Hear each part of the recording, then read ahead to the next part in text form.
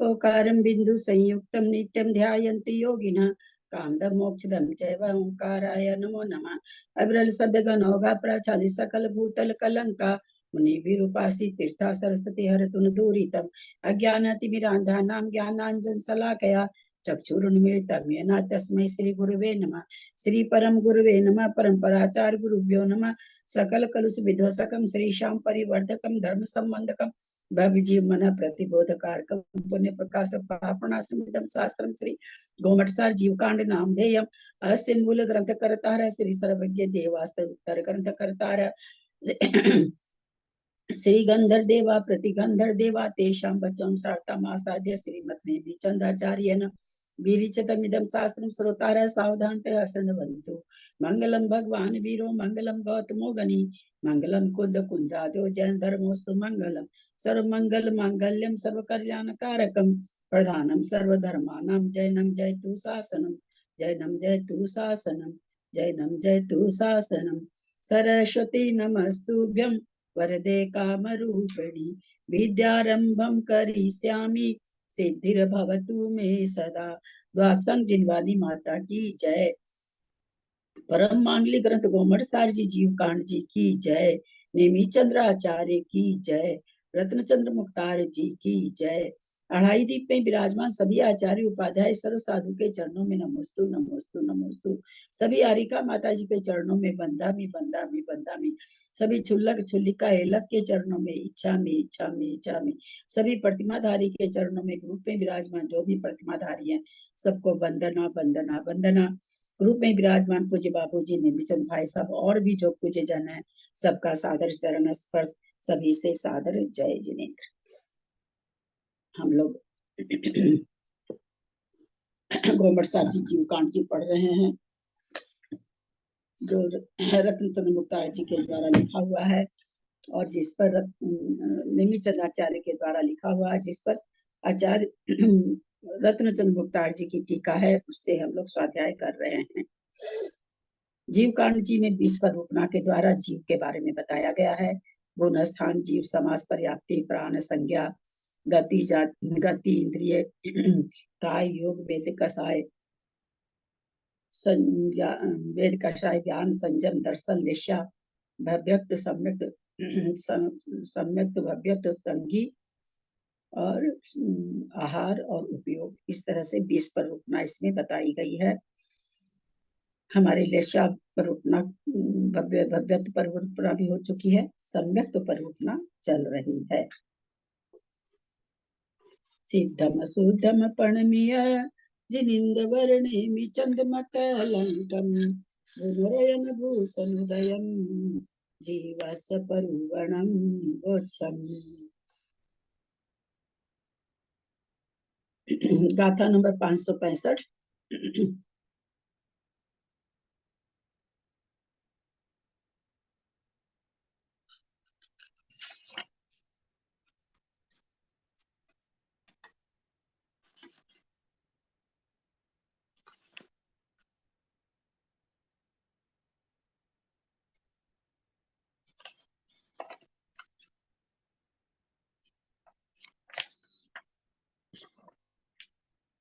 सम्यक मार्गना में 6 द्रव्यों का निरूपण 7 अधिकार में किया जाएगा। नाम जो हमारा हो चुका है, उपलक्षण अनुवाद वो आज होगा।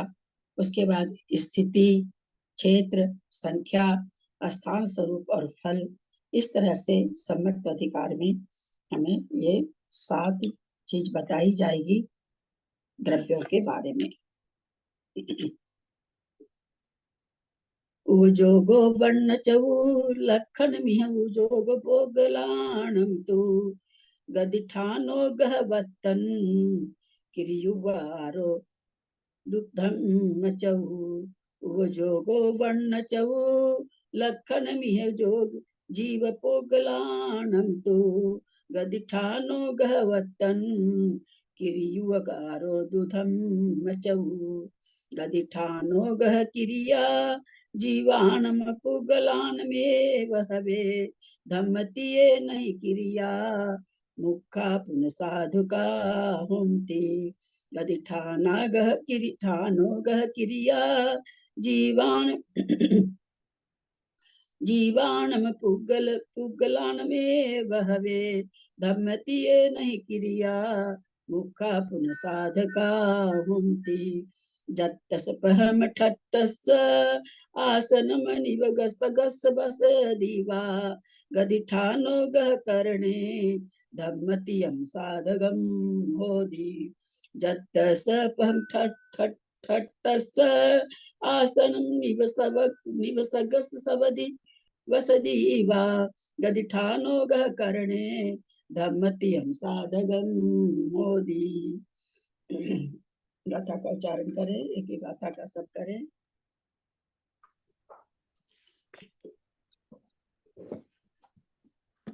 उबजोगो पंचौ लखन भी है जी पोगलाणम तू गदिठानो गह बत्तन किरियु वयारो दुधम चौ गदिठाणो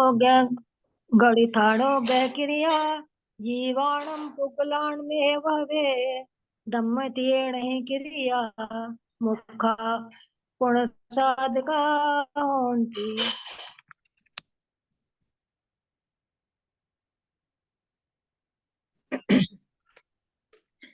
जत्तस्पहं थत्तस्य आसनं निवसगस वसदीवा गदिठाणो गह करणे धम्मतियम साधगम होदि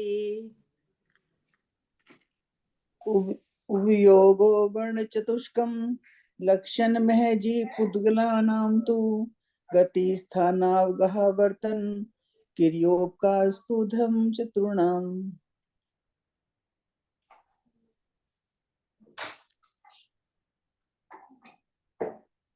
गति स्थानावगह क्रिया जीवानां पुद्गलानामेव भवेत् धर्मत्रिकेन क्रिया मुख्यः पुनः साधका भवन्ति यातस्य पंथा तिष्ठतः आसनं निवशकस्य वस्त्रिया गति स्थानावगह करणे धर्मत्रयं साधकं भवति। जोगो वर्ण चहु उपयोग वर्ण चतुष लक्षणम यह ये लक्षण है जीव पोगलानंतु जीव और पुद्गल का यानी जीव का उपयोग लक्षण है और उद्गल का वर्ण चतुष्क यह लक्षण है। गदि ठानो गह गदि माने गति ठानो माने स्थिति गदि माने गमन ठानो माने स्थिति वगह माने अवगाहना अवगाहन देना और वर्तन माने वर्तन क्रिय उवारो मतलब आदि क्रियाओं का इसके द्वारा उपकार होता। धम्म चहु धर्म चतुष्य होता यानी धर्म अधर्म और क्या नाम है धर्म आकाश और काल धर्म चहु चार द्रव्यों के द्वारा होता है। गदि ठानोगह क्रिया गति रूप और स्थान रूप तथा क्रिया रूप जीवाणु पुद्गला में भवे जीव और पुद्गलों में ही पाई जाती है यानी गमन रूप क्रिया और गति क्रिया ठानो मन स्थिति क्रिया और अवगह क्रिया और अवगाहन क्रिया ये किसमें पाई जाती है तो कहते जीव में और पुद्गल में ही होती है। धम्मतिये नहीं क्रिया मुखा पुन साधका होती धर्मादि तीन में ये क्रिया नहीं होती है। धर्म अधर्म और काल इन तीन में ये क्रिया नहीं होती है लेकिन क्या कहते हैं कि मुखा पुन साधका होती परंतु ये फिर साधक होते हैं क्या चीज करने में गति कराने में स्थान स्थिति कराने में और अवगाहन देने में ये साधक होते हैं। जत्तस कैसे होते हैं वो आगे बता रहे हैं। जत्तस पहम ठट्टस जत्तस माने जाते हुए को पहम माने पथिक को ठट्टस ठहरना जाते हुए पथिक को ठहरना आसनम अथवा उसको आसनम दिवसग्ग वसदिवा और आसनम माने जाते हुए पथिक को चलाना, ठत्तस माने ठहराना, आसनम माने आसन मतलब ठहरने का आसन होना, निवसगस वसदीवा और निवास करने के लिए वसदी आदि का, वसदी का मकानों का जिस तरह से बस्ती निवास करने के लिए साधक होती है, चूंकि ऊपर साधक शब्द आया है, उन साधक का यहाँ पर तीनों चीज बता रहे हैं कि पथिक को मार्ग बताती है, पजत्तस मतलब मार्ग, पथम माने पथिक तो जाते हुए को मार्ग बताती है, ठत्तस ठहरते हुए को आसन, ठहरने वाले को आसन मतलब ठहरना, निवसगस वसदिवा निवास करने वाले को मकान जिस तरह साधक होते हैं, गति ठान होगा करने उसी तरह से गति आदि जो गति उसी प्रकार गति स्थिति, गति ठान अवगाहने, गति और स्थिति और अवगाह धम्म तीय साधकम होती, उसी तरह से गति में, स्थिति में और अवगाहन करने में धर्म आदि तीन साधक होते हैं। जिस तरह से जिस ऊपर की पंक्ति से उदाहरण देते हुए नीचे की पंक्ति को उपमा देते हुए बता रहे हैं कि पथिक को जिस तरह से मार्ग, ठित्तस आसनम ठहरने वाले को आसन या जैसे सहायक होता है बैठने के लिए, निवसक बस्ती और निवास करने वाले के लिए बस्ती जिस तरह से सहायक होती है, उसी तरह से गति में, स्थान में और अवगाहन करने में धर्म आदि तीन साधक होते हैं। जीव का लक्षण उपयोग है। उद्गल का लक्षण वर्ण चतुष्क है। धर्मादि चार द्रव्यों का लक्षण गति हेतुत्व, स्थिति हेतुत्व, अवगाहन हेतुत्व और वर्तना हेतुत्व है। गति क्रिया, स्थिति क्रिया, अवगाहन क्रिया, ये तीन क्रिया जीव व पुद्गलों में ही होती है। धर्मादि में ये क्रियाएं नहीं होती, किंतु वे साधक होते हैं। पथिक को मार्ग, तिष्ठने ठहरने वाले को आसन और निवास करने वाले को मकान जिस प्रकार साधक होते हैं, उसी प्रकार गति, स्थिति और अवगाह में धर्मादि तीन द्रव्य साधक होते हैं। विशेषार्थ उपयोग जीव का लक्षण है। एक मिनट भाभी, ये जो है ना नीचे वाला 567 वाला ना, 567 वाला जो ये श्लोक है, इसमें थोड़ा सा मुझे नहीं आया ये वाला, ये वाला प्लीज एक बार बता दीजिए। जतस्य पहम ठतस्य आसनम निवसगस्य वसदिवा गठिदा, ये वाला पथिक, इसमें पथिक कहाँ पर आया? जतस्य पहम ठतस्य मतलब ठहरने में सहायक है। पहम माने पथिक, पथिक को क्या होता है, जो जाना चाहता है उसको मार्ग सहायक होता है, मार्ग होगा तब तो जाएगा। तो कहते हैं कि जत्तस मतलब पथिक, पहम माने पथ, जाते हुए को पथ जिस सहायक होता है, यानी पथिक को पहम माने पथ जिस तरह से सहायक होता है। ठहरने वाले को आसन मतलब बैठने का, कोई ठहरता है तो उसको आसन बैठने की जगह सहायक होती है। जो रहना चाहता है उसके लिए निवसगस, निवास करने वाले को बस्ती सहायक होती, तभी तो रहेगा ना, कहीं जा रहा है वहां मकान मिलेगा तो वहां ठहरेगा, रहेगा मकान में। उसी तरह से कह रहे हैं कि धर्म आदि जो तीन हैं वो गति कराने में, ठानो माने स्थान देने में, ठहरने में और अवगाह करने और अवगाहन करने में धर्म आदि तीन द्रव्य सहायक होते हैं। गति में, स्थिति में, अवगाह में धर्म आदि धर्म तीन साधकम होती, धर्म तीन यानी धर्म, अधर्म और आकाश साधक होते हैं। उपयोग किसे कहते हैं? जो अंतरंग बहिरंग दोनों प्रकार के निमित्त से होता है और चैतन्य का अनुवयी है। चैतन्य का अनुवयी है, चैतन्य को छोड़कर अन्यत्र नहीं रहता, वह परिणाम उपयोग है। जो चैतन्य गुण के साथ साथ अन्वय रूप से परिणमन करे सो उपयोग है। उपयोग कैसे होता है? अंतरंग और बहिरंग दोनों प्रकार का निमित्त होने से उपयोग कहा जाता है। खाली तरंग उपयोग हो तो भी नहीं होगा, बहिरंग भी चाहिए, दोनों के निमित्त से उपयोग होता है। चैतन्य का अन्वयी है, जहाँ चेतना पाई जाती है वहीं उपयोग पाया जाता है। चेतना का परिणाम ही उपयोग है। चैतन्य गुण के साथ साथ अन्वय रूप से परिणमन करता है, वही उपयोग है। अंतरंग और बहिरंग निमित्त कौन कौन से हैं? ज्ञानावरण, दर्शनावरण, वीर्यांतराय कर्म का क्षयोपसन अंतरंग निमित्त है। चक्षु आदि इंद्रियां और प्रदीप आदि बाह्य निमित्त है। लक्षण किसे कहते हैं? परस्पर सम्मिलित वस्तुओं में से जिसके द्वारा किसी वस्तु का पृथक्करण हो वह उसका लक्षण होता है।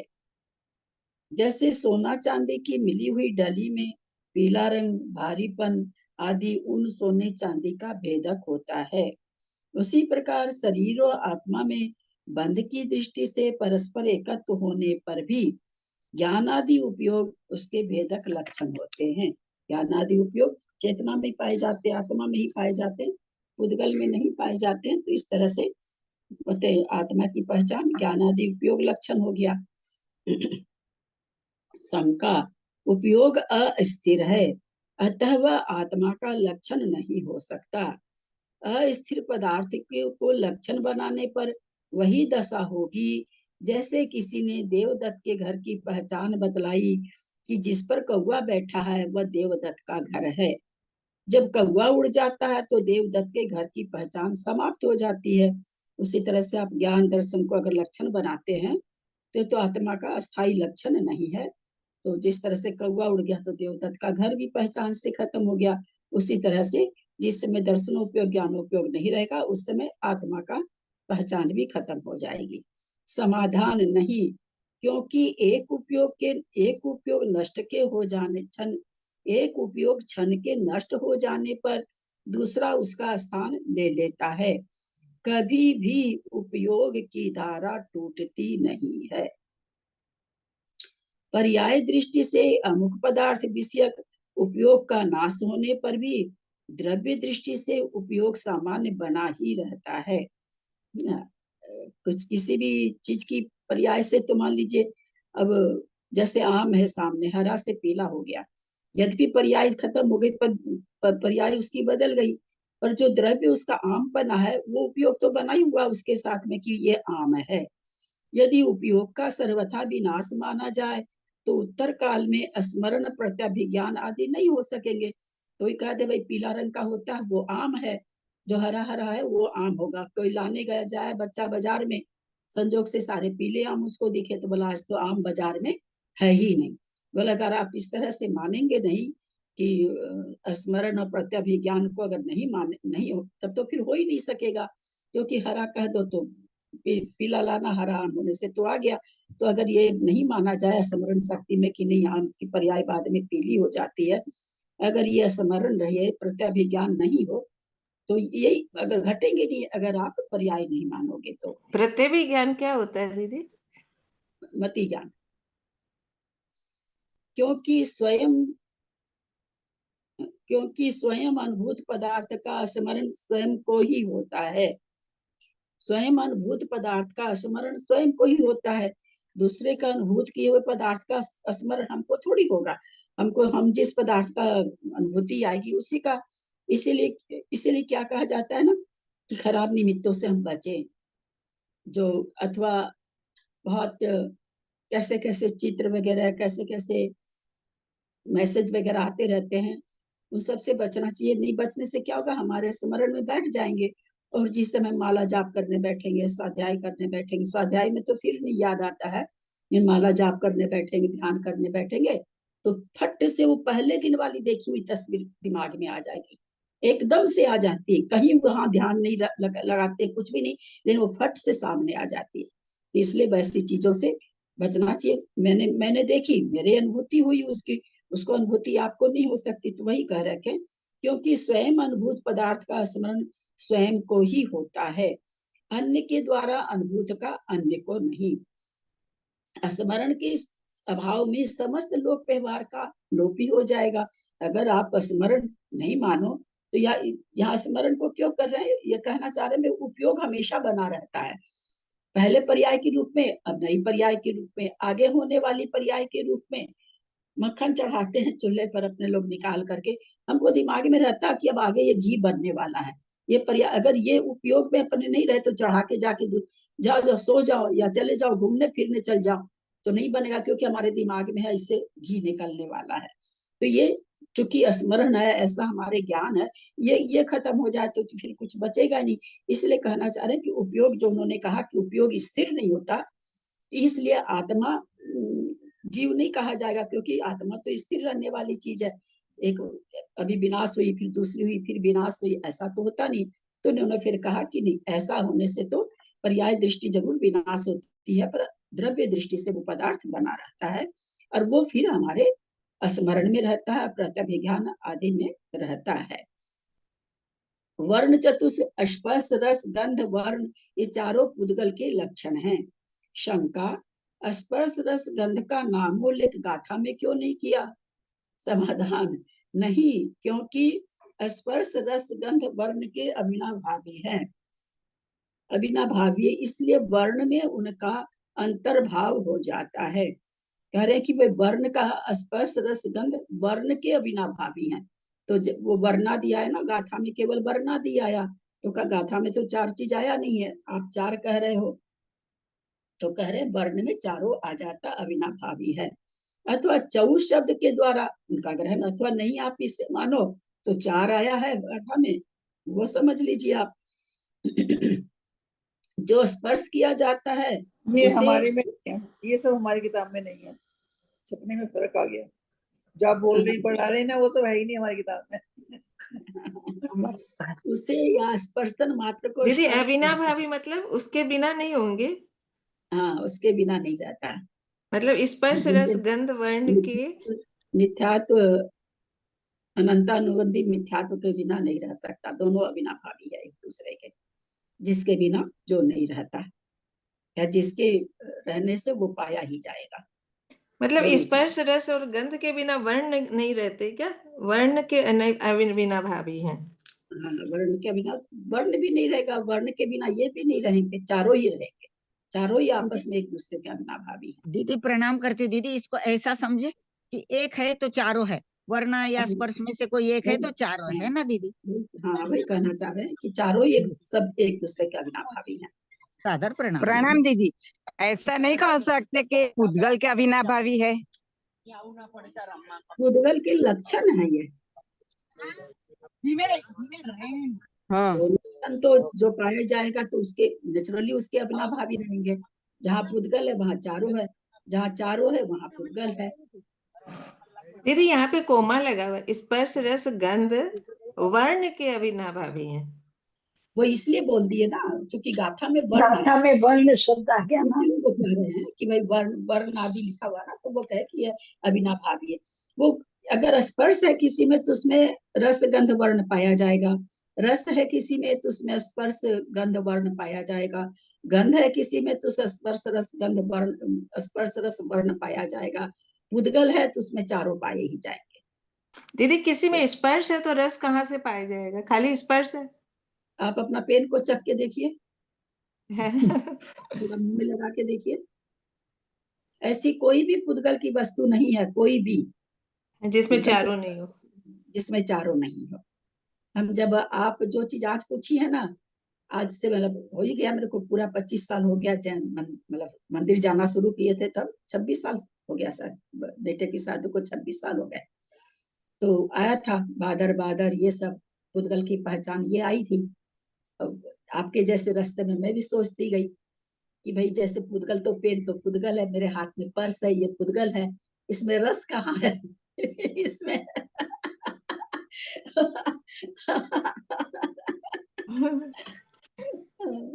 तो आप तो एकदम बहुत बच्चे वाली बात कर दी आज।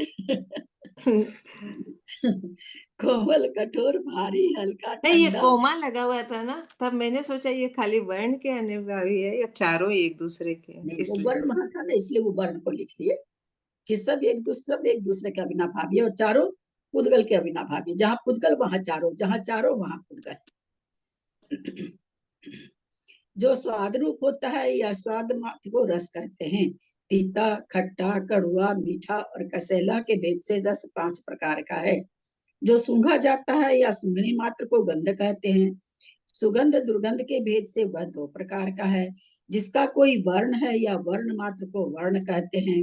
काला, नीला, पीला, सफेद और लाल के भेद से यह 5 प्रकार का है। ये स्पर्श आदि के मूल भेद हैं। वैसे प्रत्येक के संख्यात, असंख्यात और अनंत भेद होते हैं। इस प्रकार ये स्पर्श, रस, गंध, वर्ण जिनमें पाए जाते हैं वे पुद्गल है। किसके होते हैं संख्यात, असंख्यात और अनंत भेद? पुद्गल के होते हैं। पुद्गल के पुद्गल के होते हैं। पुद्गल के होते हैं। एक एक के बताए ना इनके स्पर्श के। जैसे काला है तो काला में भी असंख्यात रंग के काले रंग होगा, नीला है तो नीला में भी। यहाँ लक्षण जो आया 4 उसके लिए बताए हैं, है ना। यहाँ पुद्गल की बात नहीं आ रही कि कहाँ बताएंगे, 1 मिनट। तो क्या कहें, वो किस किस अधिकार को बताएंगे, क्या क्या अधिकार का नाम था?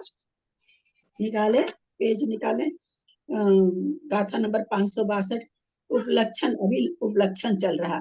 जहाँ 5 नंबर में संख्या आएगी वहां बताएंगे कि पुद्गल कितने हैं, है ना। अभी पुद्गल की संख्या नहीं बताई जा रही है, ठीक है। जब संख्या आएगा, संख्या अधिकार आएगा, उसमें सारे 6 द्रव्यों का बताना चाहिए। संख्या है तो वहां आना चाहिए, मुझे लगता है। तो ये जो संख्यात, असंख्यात, अनंत भेद किसको बताए हैं? जो स्पर्श आदि 4 गुण है उनके हैं ये भेद, वो इतने प्रकार के होते हैं। जम इंद्रिये गिज्जम उर्वम रसम गंध फास परिणामम तम चिये पुद्गल दब्बम अनंत गुणम जीवराशि दो। जो स्पर्श, जो रूप, रस, गंध और स्पर्श परिणाम वाले होने के कारण, लीना जी आपका भी खुला है, त्रिशला जी आपका भी खुला है, चो आ रहा है। जो रूप, रस, गंध और स्पर्श परिणाम वाला होने के कारण इंद्रियों के द्वारा ग्रहण करने योग्य होता है, वह सब पुद्गल द्रव्य है। उनकी संख्या जीव राशि से अनंत गुनी है, क्योंकि प्रत्येक जीव प्रदेश पर अनंत पुद्गल वर्गणा स्थित है। हरेक, क्योंकि प्रत्येक जीव के प्रदेश पर, जीव का प्रदेश यानी कितना, जीव के प्रदेश कितने हैं? असंख्यात। चतुर्थ सूत्र के 9 में नहीं, 8वां अध्याय, 8वें अध्याय में क्या कहते हैं? अनंत अनंत प्रदेशा। अनंत प्रदेश, मैंने फिर बोला था। प्रत्येक आत्म प्रदेशों पर अनंत विश्रोपचय के रूप में खड़े हैं। बाकी तो और जो पड़े हैं सो पड़े हैं, इतने हैं। तो एक एक जीव प्रदेश पर कितने कितने हो गए? अनंत अनंत अनंत अनंत पुद्गल प्रदेशा स्थिता करके वहां जो सूत्र आया है। तो इसके द्वारा क्या जाना गया कि जीव प्रदेश असंख्यात ही है, पर जीव के असंख्यात प्रदेशों पर अनंतो पुद्गल वर्गणाएं स्थित है। वन रस गंध फासा विजंते पुद्गलस सुमादो पुर्वो पर्यंतस्स यसदोषो पुगलो चित्तो। प्रवचन सार, ये तत्वाधिकार सूक्ष्म परमाणु से लेकर महास्कंध, सूक्ष्म परमाणु से लेकर महास्कंध। महास्कंध हम लोगों को आंखों से दिखता है कि नहीं? महास्कंध तो दिखता है जी। नहीं, 3 लोग है, नहीं दिखता। 3 लोग है ना, ये तो महास्कंध 3 लोग है, नहीं दिखता। महास्कंध नहीं दिखता। पृथ्वी वगैरह महास्कंद हुआ है तो बड़े बड़े स्कंद तो दिखाई दे जाते हैं। महास्कंद एक ही होता है, महास्कंद एक ही होगा। ये बड़े बड़े पहाड़, बड़े बड़े पहाड़ स्कंद हैं, लेकिन महास्कंद के नाम से तीनों लोक रूपी जो स्कंद है, क्यों नहीं दिखाई देता हम लोगों को? हम लोग तो सामने दिख ही रहा हमको सब कुछ। क्योंकि वो छोटे छोटे एकदम सूक्ष्म से बना हुआ है। हमें इतनी शक्ति नहीं है ना, परमाणु से देख सकते हो, नहीं देख सकते हम महास्कंद को। ये सब बातें थोड़ी आती है। जो मूर्त चीज है उसका मूर्त उदाहरण होना चाहिए ना। पुद्गल तो मूर्त है, क्योंकि हम जहाँ पर बैठे हैं वहां पर भी वो ठसाठस एकदम भरा हुआ है, पर हमको तो उतना सा भी नहीं दिखता है ना। आंखों के गोचर नहीं होता। क्यों नहीं होता? सूक्ष्म सूक्ष्म परमाणुओं से ठसाठस भरा हुआ है। एक बहुत बड़ा पहाड़ रहता तीनों लोक का, कहीं पर रहता ऐसा जो 3 लोक को छूता हुआ पहाड़ था, नीचे से लेके ऊपर तक, तो वो तो दिख ही जाता। चलिए सूक्ष्म परमाणु सब जगह भरे हुए, सूक्ष्म जीव भरे हुए हैं, सारे अमूर्तिक पदार्थ, अमूर्तिक द्रव्य भरे हुए हैं सब जगह। क्योंकि अमूर्तिक है तो हमारे इंद्रिय गोचर नहीं होता, इंद्रिय गोचर नहीं होता, इसलिए महास्कंद हमें दिखता नहीं है।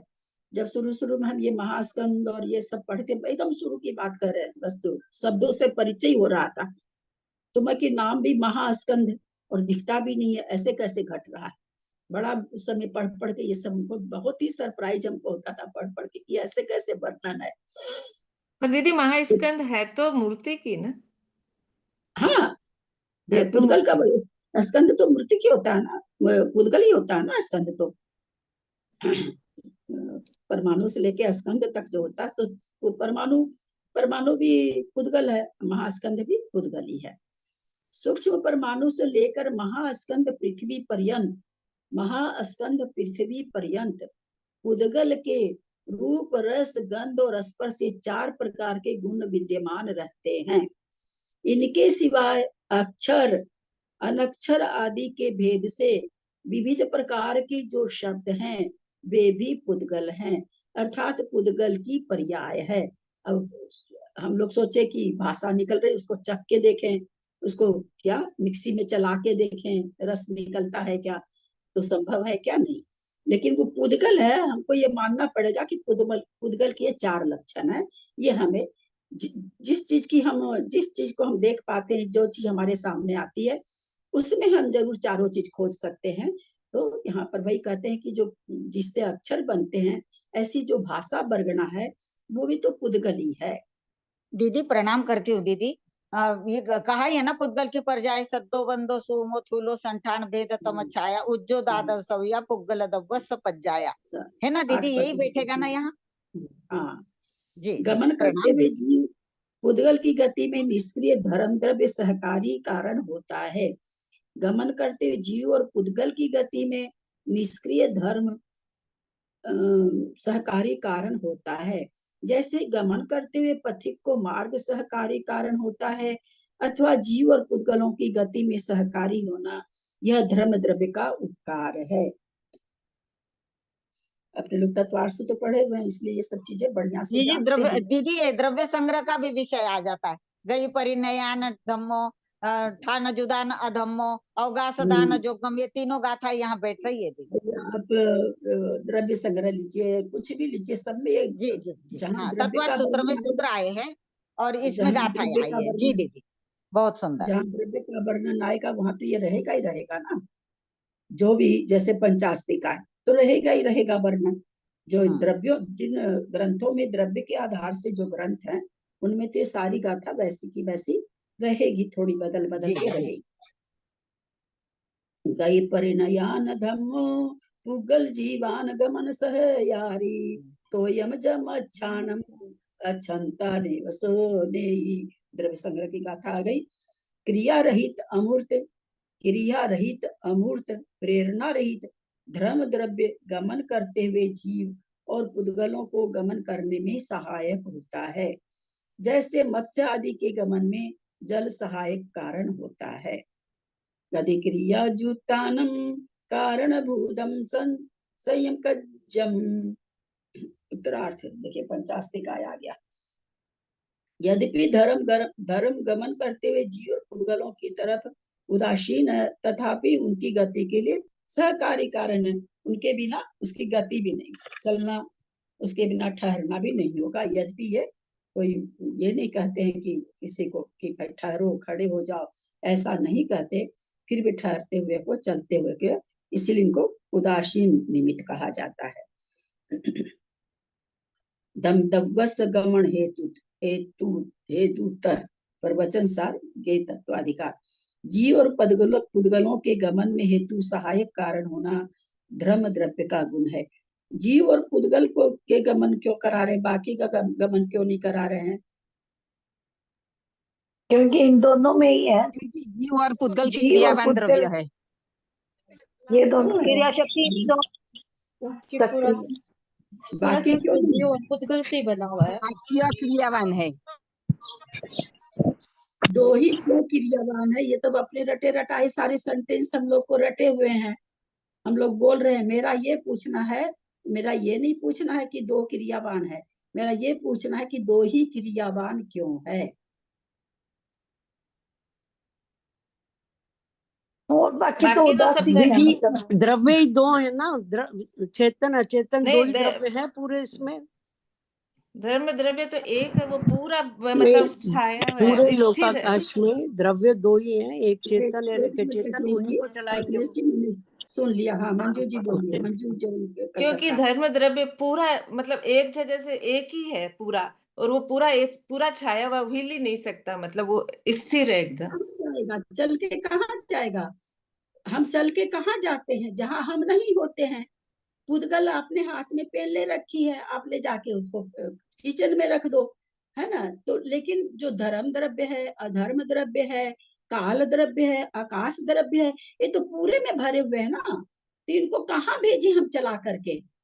चलो पूरा को उठा के, अब पूरा घर आजकल तो है ना, घर भी ट्रेन क्या वो चलता है, बोला पूरा का पूरा घर चलता है, ऐसी ऐसी गाड़ियां बन रही है महाराज लोग के बिहार में, पूरा उसमें घर ही रहता है, अंदर बाथरूम, सोने का क्या, डाइनिंग सेट और सब कुछ रहता है, ऐसा सुनने में आता है। अभी महाराज जी आए थे, अमोक कीर्ति जी, और वो उनके पता चला कि भाई बम्बई के भक्त हैं कोई, उनको खूब बड़ी गाड़ी है उनकी, उसमें सब कुछ है, उनके सब कुछ जितना घर में होता है सब। तो अगर ऐसा कुछ होता कि उसको उठा के अपने ले लेते, उठा करके कहीं रख देते, तो ऐसा स्थान ही नहीं है जहां वो नहीं है। तो ये इसका उत्तर है कि भाई आकाश, धर्म द्रव्य, अधर्म द्रव्य, काल और काल सब जगह पाए जाते हैं। गमन कौन करता है? जो एक जगह हो दूसरी जगह नहीं हो। जो जो चीज सब जगह है उसका गमन कैसे संभव है? ठीक है।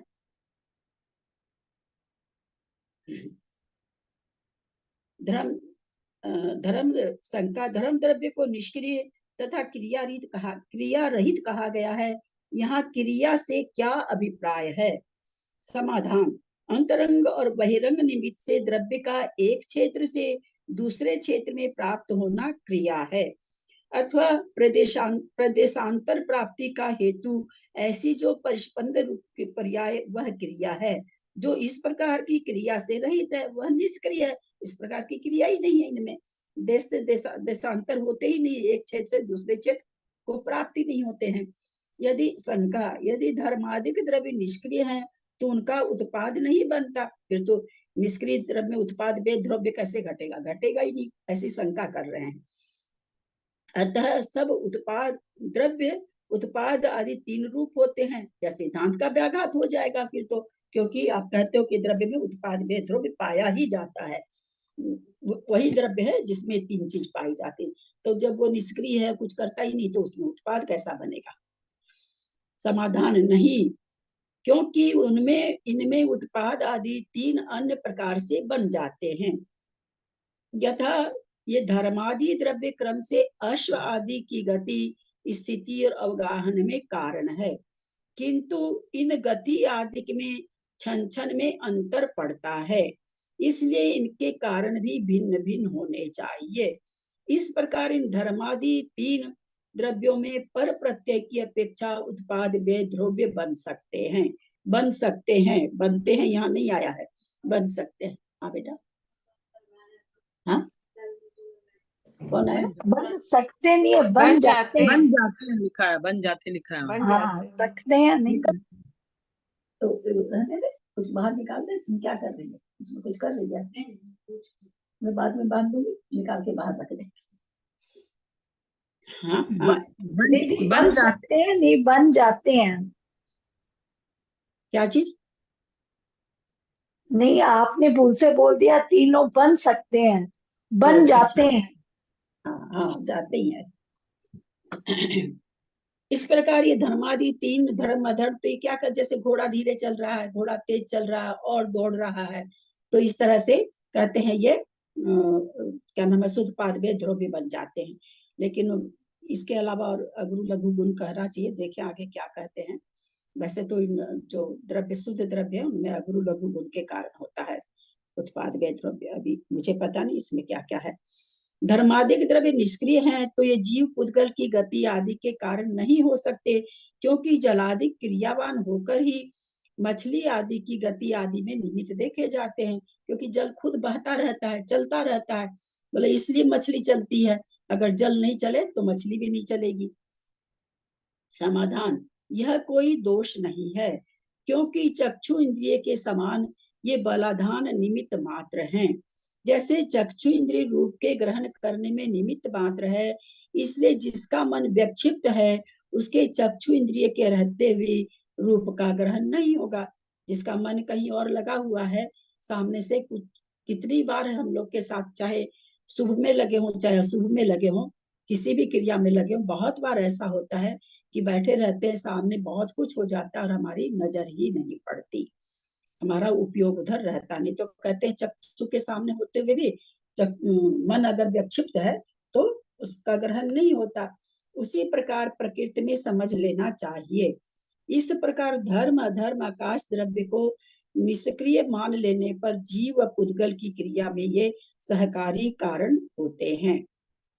ऊपर फिर से इसको पढ़ रहे हैं, यह कोई दोष नहीं है कि जल आदि जो बह रहा है फिर उसके कारण वो यह, तो इसमें कोई दोष नहीं, ठीक है जल बहता है तो वो भी बह रही है, लेकिन क्या करें, क्योंकि चक्षु इंद्रिय के समान ये बलाधान निमित्त मात्र है।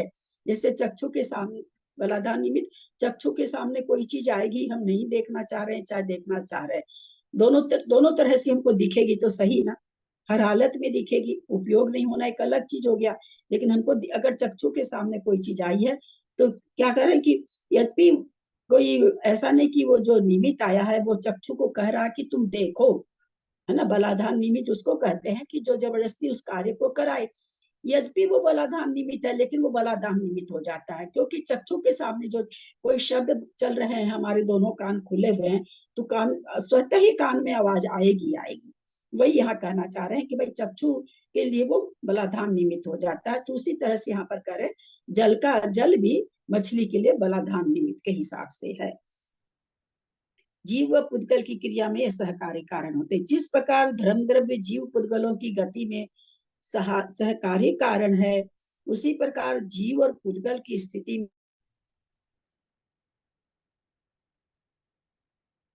आवाज नहीं आ रही जी, आवाज नहीं आ रही,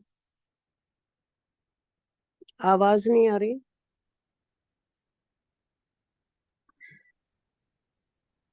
आवाज नहीं आ रही थी।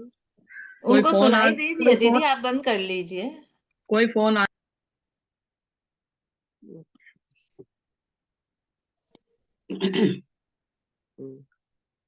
आसन स्थिति में सहकारी कारण है। और ऐसे क्या कहा जाता है कि कोई धूप में चल रहा है, वो पेड़ दिखा, यद्यपि उसको रुकना नहीं था लेकिन वो धूप से परेशान था, तो वो क्षण भर के लिए छाया लेने के लिए द्रव्य संग्रह में वही उदाहरण आया कि वो वहां पर ठहर जाता है। यद्यपि वृक्ष उसको ठहरने नहीं कहा लेकिन फिर भी वो ठहर गया।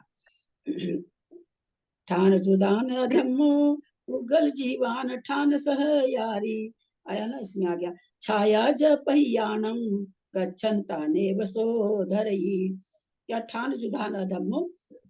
दीदी एक लाइन ऊपर से थोड़ा सा समझ में नहीं आया, एक लाइन थोड़ा सा ऊपर से, ये प्रदेशांतर प्राप्ति का हेतु, ऐसी जो इसी पेज पे ऊपर का है लाइन, ऊपर की लाइन सबसे ऊपर का, प्रदेशांतर प्राप्ति का हेतु ऐसी जो परिस्पंदन पर्याय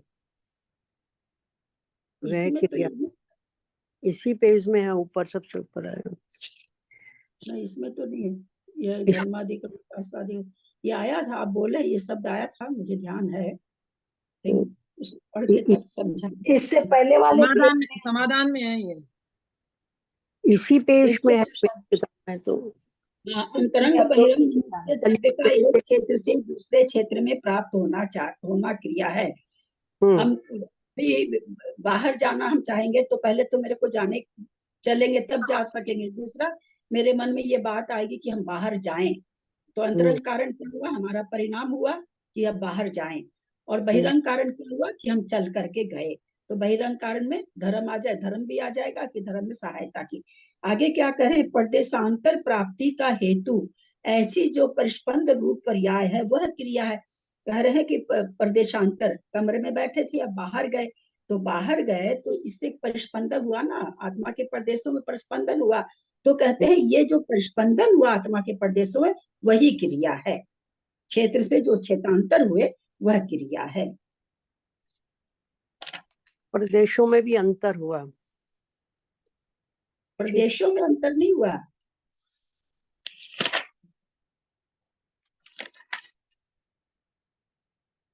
प्रदेश क्षेत्र की अपेक्षा है। आप कहाँ जहाँ भी बैठी हैं वहां बैठी हैं आप, यहाँ आकाश के प्रदेश और दूसरे हैं। अभी आप दरवाजा खोलने किसी के पास जाओ, खोलने के लिए जाओ तो वहाँ आकाश के प्रदेश दूसरे हैं।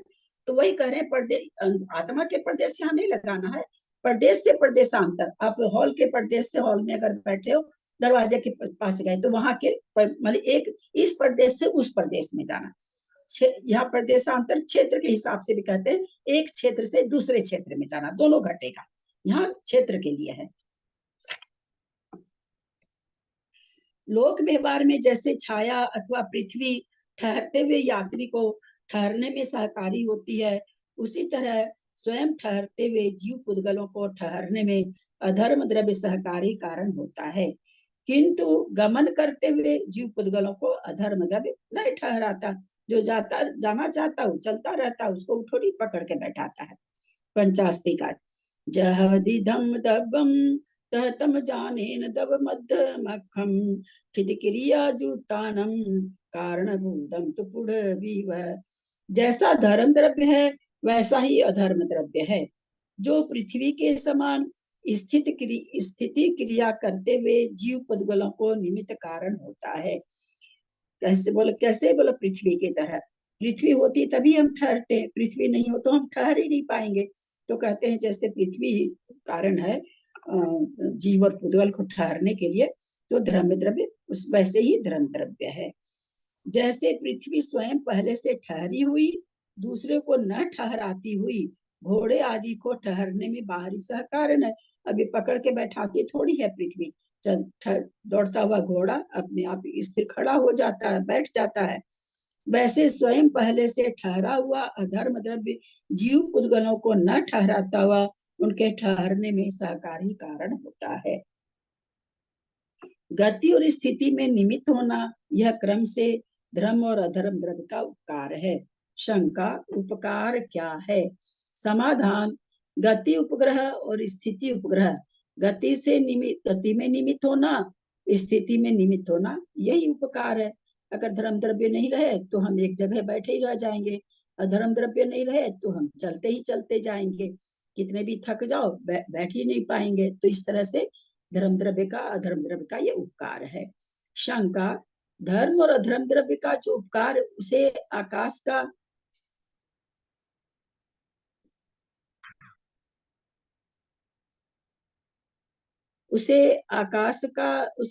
का मान लेना युक्त है, क्योंकि आकाश सर्वगत है, सभी जगह आकाश फैला हुआ है। तो हम लोग इसको आकाश का ही सारा का सारा लगता है। सर्वार्थ सिद्धि, हाँ देखिए सर्वार्थ सिद्धि से ललिता जी, आचार्य को टीकाकार जी को कैसे पता होता है कि अपनी ये शंकाएं होगी? मतलब कितनी वाकई में जो चीज मन में होती है वही चीज आ जाती है इसमें कि हाँ ये शंका है कि आकाश में है तभी तो अपन सब है। पहले उनके भी ये शंका आई थी, जानते हैं नहीं पहले जब वो भी उनके भी ये शंका आई होगी मन में, तब उन्होंने सोचा, फिर उन्होंने तो हल पता था कि सामने वाले को ये शंका हो सकती है, इसलिए उन्होंने पहले ही समाधान दे दिया। यह कहना युक्त नहीं है, क्योंकि आकाश अवगाह हेतु है। उसी कारण यदि गति स्थिति हेतु भी हो जाए तो सर्वोत्कृष्ट स्वाभाविक ऊर्जा ऊर्ध्व गति से परिणत सिद्ध भगवान बहिरंग और अंतरंग साधन रूप सामग्री के होने पर भी क्यों लोकाकाश के अंत में स्थिर होते हैं। एकदम पूरा का पूरा सर्वार्थ सिद्धि उठ करके आ गया है। तो वहां पर क्या कारण दिया कि अगर ये आकाश का ही रहता तो लोकाकाश तो आकाश के बाहर भी है, फिर तो सिद्ध परमेष्ठी को आगे भी जाना चाहिए था। लेकिन इससे पता चलता है कि गति और हेतु में अधर्म और अधर्म द्रव्य कारण है। लोक और अलोक का विभाग करने वाले धर्म तथा अधर्म द्रव्य ही गति और स्थिति के हेतु हैं। आकाश गति स्थिति का हेतु नहीं है, क्योंकि लोक और अलोक की सीमा की व्यवस्था इसी प्रकार बन सकती है।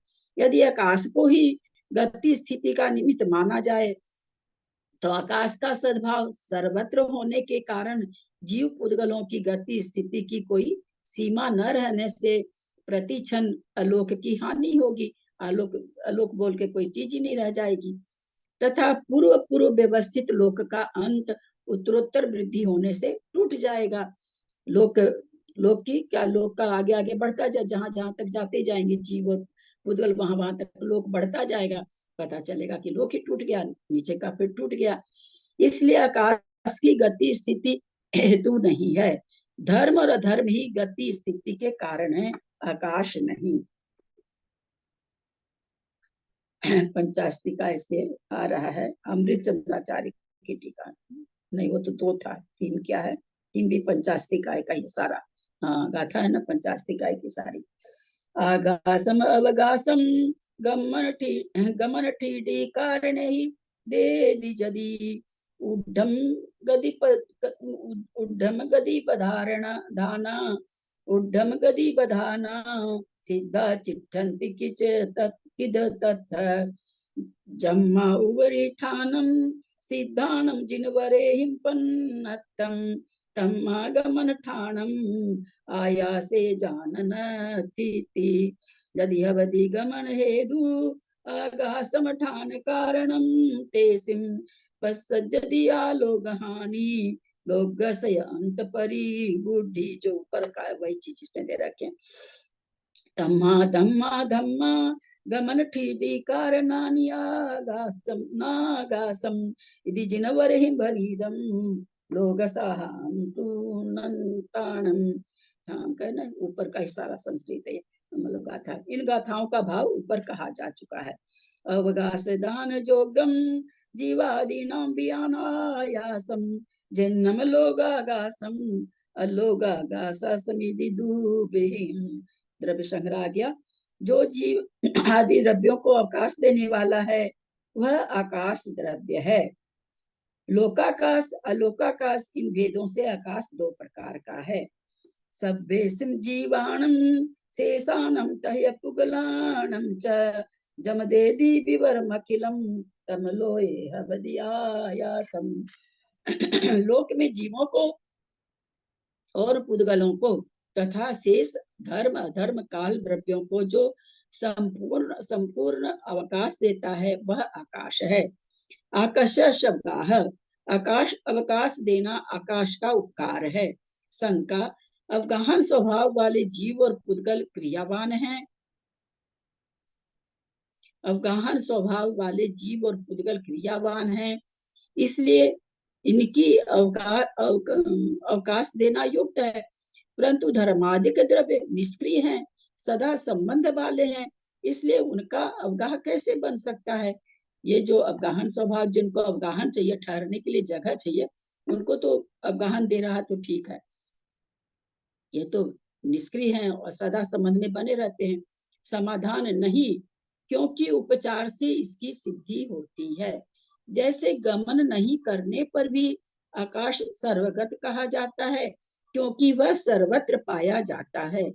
इसी प्रकार यद्यपि धर्म और अधर्म द्रव्य में अवगाह रूप क्रिया नहीं पाई जाती, तो भी लोकाकाश में वे सर्वत्र व्याप्त हैं, अतः वे अवगाही हैं। ऐसा उपचार कर लिया जाता है। शंका, यदि अवकाश देना आकाश का स्वभाव है, तो वज्रादिक से लोढ़ा आदि का और भीतादिक से गाय आदि का व्याघात नहीं प्राप्त होता है, क्योंकि आप कहते हैं आकाश का स्वभाव है तो नहीं होना चाहिए ऐसा, किंतु व्याघात तो देखा जाता है। इससे ज्ञात होता है अवकाश देना आकाश का स्वभाव नहीं ठहरता। समाधान, यह कोई दोष नहीं है, क्योंकि वज्र और लोढ़ा आदि स्थूल पदार्थ हैं, इसलिए उनका आपस में व्याघात होता है। अतः आकाश का अवकाश देने रूप सामर्थ्य नष्ट नहीं होता। वज्रादिक स्थूल पदार्थ हैं, इसलिए वे परस्पर अवकाश नहीं देते। यह आकाश का दोष नहीं है। जो पुद्गल सूक्ष्म होते हैं वे परस्पर अवकाश देते हैं।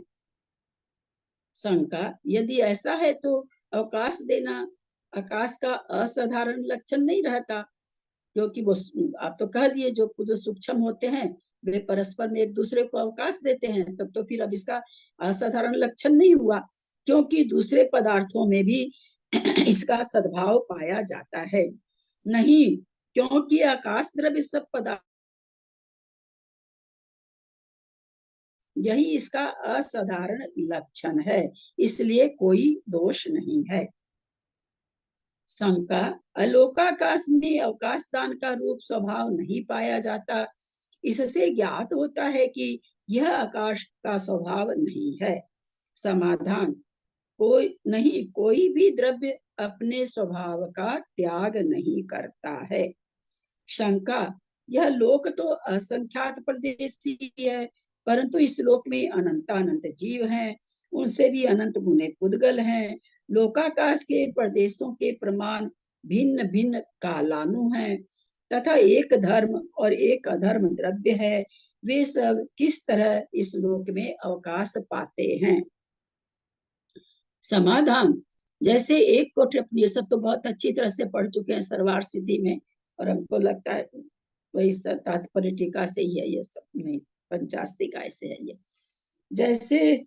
जैसे एक कटोरी में अनेक दीपकों का प्रकाश, वह एक गुड़ नागरस के गुटके में आ गया, फिर वही रात वाला के गुटके में बहुत सा सुवर्ण व ऊँटनी के दूध के भरे एक घट में मधु का भरा घट व एक तह खाने में जय जय का शब्द व घंटा आदि का शब्द विशेष अवगाहना गुण के कारण अवकाश पाते हैं, वैसे ही असंख्यात प्रदेश लोक में अनंत जीवादि भी अवकाश पा सकते हैं। सर्वार्थ सिद्धि से ही है ना ये तो? हाँ? सर्वार्थ सिद्धि से ही है, सर्वार्थ सिद्धि से ही है। पंचास्तिकाय का है। नहीं, 2 नंबर ही सर्वार्थ सिद्धि। कोई भी द्रव्य अपने स्वभाव का त्याग नहीं करता। एक नंबर लिखा है, एक नंबर तुझे पंचास्तिकाय लिखा है, 2 नंबर तो इस पेज में है। नहीं, अच्छा, कोई भी इधर, हाँ। द्रव्य त्याग नहीं करता, वो है सर्वार्थ सिद्धि से। अवगहनम आयासम जीवादि सब दब्बाणम, नियम सार से जो जीवादि समस्त द्रव्यों के अवगाहन का निमित्त है वह आकाश द्रव्य है। शैलानम दब्बानम जम दादुम सक्कदेहि अवगासम तम आयासम दुविहम लोया लोयान भेयेना। जो समस्त द्रव्यों को अवकाश देने में समर्थ है वह आकाश द्रव्य है, जो लोक अलोक के भेद से 2 प्रकार का है। काल द्रव्य के स्वरूप का विशेष कथन स्वयं ग्रंथकार आगे गाथा 568 में कर रहे हैं, अतः यहाँ पर नहीं किया गया। बेचारे मुक्तार जी सोचे होंगे कि लोग सोचते होंगे खाली इन्हीं द्रव्यों के बारे में बोल रहे हैं, काल का तो नाम ही नहीं ले रहे हैं। वत्तन हेदु कालो वत्तन गुणमभियदवणि चयेसु कालाधारेणे वय वट्टन्ति सवदवाणी। वत्तन हेदु कालो वत्तन गुणमभियदवणि चयेसु कालाधारेणे वय वट्टन्ति सवदवाणी। वत्तन हेतु कालो वत्तन गुणमभियदवणि चयेसु कालाधारेणेव यवट्ठन्ति सवदवाणी। वर्तना हेतु कालो वर्तना गुणमवेहि द्रव्य नित्येषु काल धारणे च वर्तन्ते ही सर्वद्रव्याणि। वर्तन हेतु कालो, वर्तना का हेतु क्या है, जो है वह काल है। वर्तन गुणमव्य दवणी चयेसु, जो वर्तन गुण पाया जाता है द्रव्यों में, काल धारणे व काल आधारेण एव, ऐसे इसका संधि विच्छेद हो जाएगा। काल के आधार से दब्बणी मान ऊपर वाला दब्बणी आ जाएगा, सर्व द्रव्य वर्तते हैं। न यह वर्तन्ति हु सब द्रव्यानि, जो सभी द्रव्यों में वे, यह जो वर्तन्ति माने परिणमन करते हैं, सब द्रव्यानि सभी द्रव्य वर्तन करते हैं। जिसका वर्तना हेतु है वह काल है। द्रव्यों में परिवर्तन गुण होते हुए भी काल के आधार से सर्व द्रव्य वर्तते हैं, अर्थात अपनी अपनी पर्यायों के द्वारा परिणमन करते हैं। परिणमन करना द्रव्य का स्वभाव है। उस परिणमन में बाह्य निमित्त कारण द्रव्य काल द्रव्य है। जीवादि गाथा है, जीवादि द्रव्याणम परिवर्तन कारणम हव कालो। जीवादि द्रव्यों में जो प्रति समय वर्तनारूप परिणमन होता है, उसका निमित्त कारण काल द्रव्य है। छह द्रव्यों के वर्तन में जो कारण है वह परिवर्तना लक्षण वाला मुख्य काल है। यानी वर्तन लक्षण किसका है? मुख्य काल का, निश्चय काल का। और परिणमन लक्षण किसका है? व्यवहार काल का। आगे आएगा, इसमें नहीं आएगा तो फिर अपन इस पर चर्चा करेंगे, मुझे नहीं पता क्या आएगा आगे। सब्बानम दव्वानम परिणाम जो कर दिसो कालो। जीव पुद्गल आदि सब द्रव्यों में परिणमन अर्थात पर्याय होती है। पर्याय उत्पाद में ध्रुव्य रूप होती है। इन पर्यायों को जो करता है अथवा उत्पन्न करता है, लगा के जब भरेगी ना जब देख। बीना जी म्यूट हो जाइए। अथवा उत्पन्न करता है वह निश्चय काल है, अर्थात काल द्रव्य है। छह द्रव्य के वर्तना का कारण परिवर्तन लक्षण वाला मुख्य काल है। जो वर्तना लक्षण वाला है वह परमार्थ मुख्य निश्चय काल है। निजंत वर्त धातु से कर्म या भाव में युट प्रत्यय करने पर स्त्रीलिंग में वर्तना शब्द बनता है, जिसकी व्युत्पत्ति वर्त्यते या वर्तन मात्रम होती है। यद्यपि धर्मादिक द्रव्य अपनी नवीन पर्याय उत्पन्न करने में स्वयं प्रवृत्त होते हैं, तो भी वह पर्याय बाह्य सहकारी कारण के बिना नहीं हो काल है, ऐसा मानकर वर्तना काल का उपकार है। शंका, निजर्थ क्या है? द्रव्य की पर्याय बदलती है, उसे बदलने वाला काल है। यह यहाँ निज प्रत्यय का अर्थ है। शंका, यदि ऐसा है तो काल क्रियावान द्रव्य प्राप्त होता है, जैसे शिष्य पढ़ता है और उपाध्याय पढ़ाता है। यहाँ उपाध्याय क्रियावान द्रव्य है। समाधान, यह कोई दोष नहीं है, क्योंकि निमित्त मात्र में भी हेतु कर्ता रूप व्यपदेश देखा जाता है। अगर आप उनमें क्रिया घटाते हैं तो वाला कोई दोष नहीं है। हेतु रूप क्रिया भी होती है, हेतु मदभूत करके क्रिया एक कर्ता भी होता है, तो कहते हैं इसमें कोई दोष नहीं है।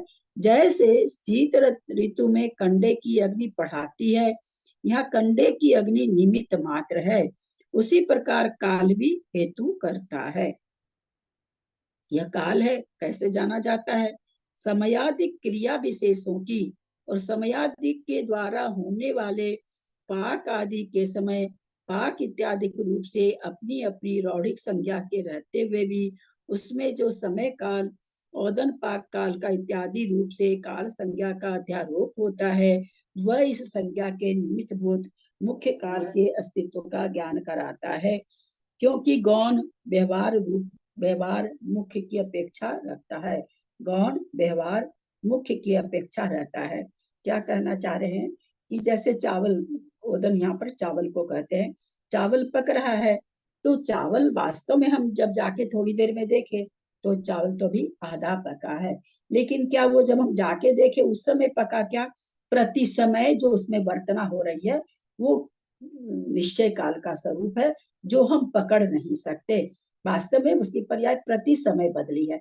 हम आधी घंटा के बाद देखें चावल बन गया तो हम क्या कहते हैं? इस चावल को बनने में आधी घंटा लगती है। ये जो आधी घंटा के ये व्यवहार काल है, यानी पूरी तरह से परिणाम जब आ गया, जब हम उसको पकड़ते हैं तो वो व्यवहार काल है। वो परिणाम आने में जो समय लगा वो मुख्य काल है, वो समय हमारे पकड़ में नहीं आता। घर्मादि अमूर्त द्रव्यों में काल द्रव्य का उपकार किस प्रकार है? धम्मा धम्मादीनम अगुरुलभूतु छवि वढ़ीम हानि बढ़ंतो हायंतो वड्डदे जम्हा। बहुत अच्छी गाथा आई है, उस गाथा का उच्चारण करें। धम्मा धम्मादीनम अगरु लघु गम तो छवीं विवट्ठीं हाणिहिं विठ्ठन्तो हायन्तो वट्टते जम्मा। धर्मार्मा दीनां गुरु कल दुकम तु षड्भिरपि वृद्धिभिः हीनाभिरपि वर्धमानं हीयमानं वर्तते यस्मात्। धर्म अधर्म आदि अगुरु लघु गुण के कारण छही माने 6 प्रकार के बढ़ीहिम हानिहिम हानि और वृद्धि को करते हैं। बढ़ंतो हायंतो बढ़ते जमा वृद्धि से बढ़ते हैं, हानि से हानि होती है।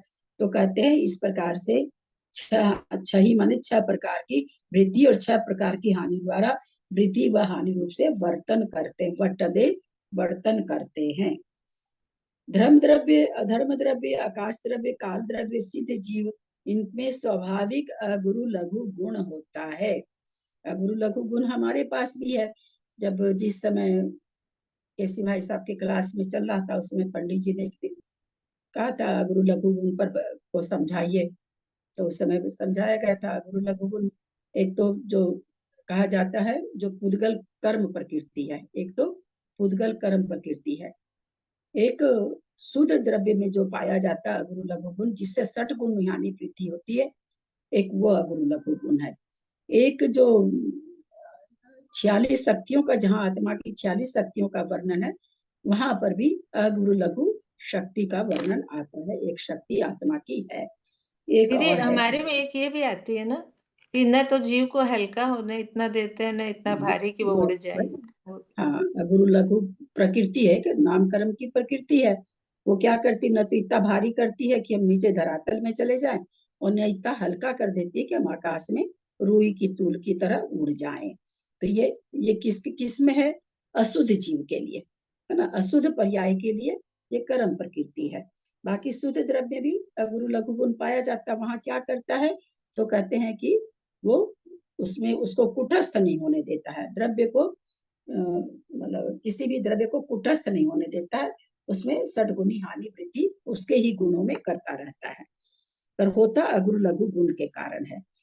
धर्म द्रव्य शंका, धर्म अधर्म आकाश और काल में अगुरु लघु तो किस प्रकार से है? दीदी एक बार ये बता दीजिए दोबारा, ये शुद्ध जीवों में क्या है? अशुद्ध जीव में तो ये कर्म प्रकृति है, और शुद्ध जीवों में सिद्धों में शुद्ध जीव में अगुरु लघु गुण शुद्ध द्रव्य में सब में पाया जाता है। क्या करता है?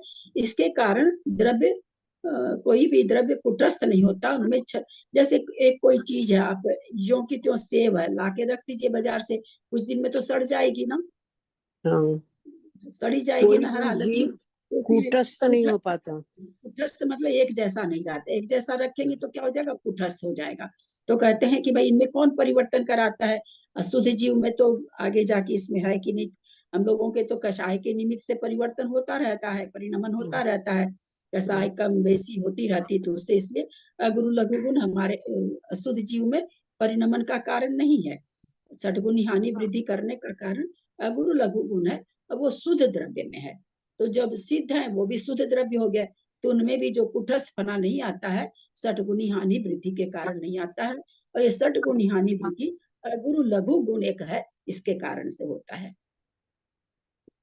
अनादि समाधान अनादि पारिणामिक तो ये 3 चीजें हुई ना कि आत्मा के 46 गुणों में एक है, एक नाम कर्म की पर्याय हो गई, और एक शुद्ध द्रव्यों को कुटस्थ नहीं होने देता। एक गुरु लघु के आत्मा की 46 गुण नहीं है, 46 शक्तियां हैं जो हाँ वो सॉरी। दीदी ये क्या बताया था? 6 गुना हानि, आखिरी में एक बात बताई थी, 6 गुना हानि। अभी अपने लोग शायद पढ़, आप भी, आपको भी, आप शायद आप भी थी उस इस समय तो आया था ना। अभी क्या चीज में था? ये बताया था आपने, षटगुण हानि अगुरु लघु का। ज्ञान के समय में तो ये नहीं थी, श्रुति ज्ञान के समय में तो ये नहीं थी। अवधि ज्ञान में आया था क्या? मंजू जी ने चार्ट भी भेजा था वो। षटगुणी हानि वृद्धि होती है, अनंत भाग वृद्धि, असंख्यात भाग वृद्धि, संख्यात भाग वृद्धि, फिर संख्यात गुण वृद्धि, असंख्यात गुण वृद्धि, अनंत गुण वृद्धि। फिर उसी तरह से अनंत गुण हानि, असंख्यात गुण हानि, संख्यात गुण हानि, फिर संख्यात गुण हानि और असंख्यात गुण हानि। हाँ, ये तो पता है। हाँ, तो ये छह जो होती है, कुल मिलाकर के लेकर के द्रव्य वैसा का वैसा बना रहता है। ये होता किसमें है? तो सारे द्रव्य तो ये हैं, अमूर्तिक हैं, अमूर्तिक द्रव्यों में हो रहा है। तो ये अमूर्तिक द्रव्य कुटस्थ क्यों नहीं होते? तो अगुरु लघु गुण के कारण नहीं होते। इस गुण के कारण उनमें षटगुणी हानि वृद्धि चलती रहती है, उनके प्रदेशों में चलती। सभी द्रव्य के प्रदेश है, धर्म द्रव्य, धर्म द्रव्य सबके असंख्यात असंख्यात प्रदेश है। तो उनके प्रदेशों में ये हानि वृद्धि होती रहती है, जिससे कि वह द्रव्य कुटस्थ नहीं होता है। समाधान, अनादि कर्म नो कर्म के संबंध के कारण जो कर्मोदय कृत अगुरु लघु होता था, उससे मुक्त जीव अत्यंत रहित हो जाने से उनके स्वाभाविक अगुरु लघु गुण का आविर्भाव हो जाता है। धर्माधर्म आदि द्रव्यों में अगुरु लघु गुण के अविभाग प्रतिच्छेदों में छह वृद्धि छह हानियों द्वारा हानि रूप परिणमन होता है। उस परिणमन में भी मुख्य काल अर्थात काल द्रव्य कारण होता है। धर्म अधर्म आकाश में अगुरु लघु गुण की हानि व वृद्धि से परिणाम होता है। समय हो गया है।